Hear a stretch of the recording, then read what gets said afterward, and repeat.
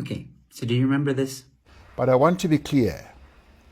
Nobody will be forced to take this vaccine. I want to repeat, nobody will be forced to take this vaccine.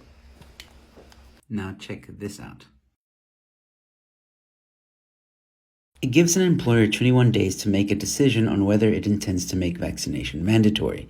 If a workplace does decide to make vaccinations mandatory, it is also required to identify employees who, by virtue of the risk of transmission through work, age, or comorbidities, must be vaccinated.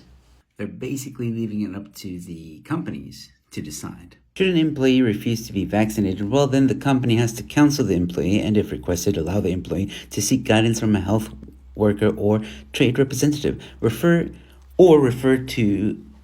be referred for medical evaluation should there be medical contraindication or vaccination, that rhymes, if necessary, take steps to reasonably accommodate an employee in a position that does not require them to be vaccinated. Now, what do they mean by accommodation? Well, that means any reasonable change that would allow an employee to keep their job, such as working off-site or from home, or in isolation at the workplace. So in other words, you're cast aside like a leper.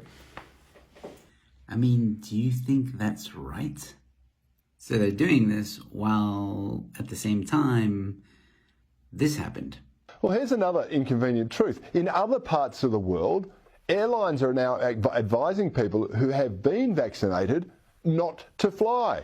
Yep, you heard me correctly.